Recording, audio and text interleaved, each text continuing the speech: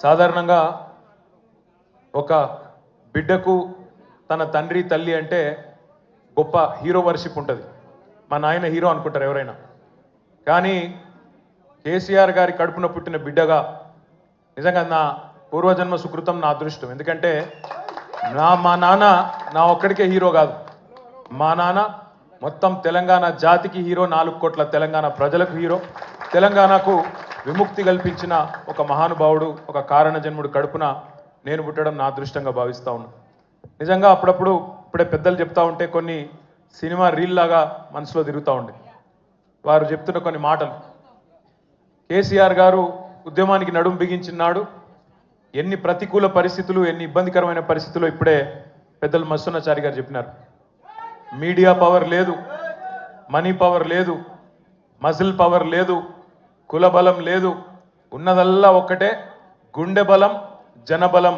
దానితోనే ఆనాడు 25 సంవత్సరాల కిందట పార్టీని పెట్టిన తర్వాత ఎన్ని దెబ్బలు, ఎన్ని అవమానాలు, ఎన్ని రకాల ప్రతికూల ఫలితాలు ఇప్పుడే హరీష్ రావు గారు మేము వివరంగా చెప్పినారు.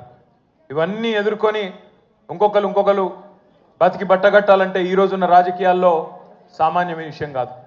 కానీ తాను తెలంగాణ అనే స్వప్నాన్ని తెలంగాణ ప్రజల తరపున స్వప్నించి ఒక కలగని ఆ తర్వాత 25 సంవత్సరాలుగా ఈ రాష్ట్ర రాజకీయాన్ని శాసించి అల్టిమేట్గా సావు నోట్లో తలబెట్టి తెలంగాణను సాధించిన కారణ జన్ముడు మన నాయకుడు కేసీఆర్ గారు అనడంలో రెండో ఆలోచన ఎవరికి కూడా లేదు.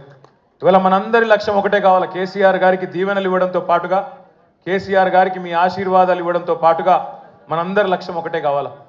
గత 14-15 నెలలుగా రాష్ట్రంలోని ఏ మూలకి పోయినా, ఏ ఊరికి పోయినా, ఏ పట్టణానికి పోయినా, ఏ మనిషిని ఒకసారి ఇట్లా కదిపినా, ఆటో డ్రైవర్ కావచ్చు, రైతన్న కావచ్చు, ఒక తమ్ముడు కావచ్చు, ఒక చెల్లె కావచ్చు, ఒక ఆడబిడ్డ కావచ్చు, ఎవ్వలను కదిపినా ఇవాళ ఒకటే మాట వినబడుతున్నది.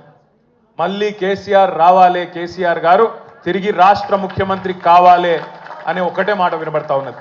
ఇవాళ కేసీఆర్ గారి జన్మదినం సందర్భంగా మనందరం కూడా ఒకటే ప్రతిజ్ఞ తీసుకుందాం. అందరం ఒకటే లక్ష్యంతో రాబోయే 3.5 ఏళ్ళు పనిచేద్దాం.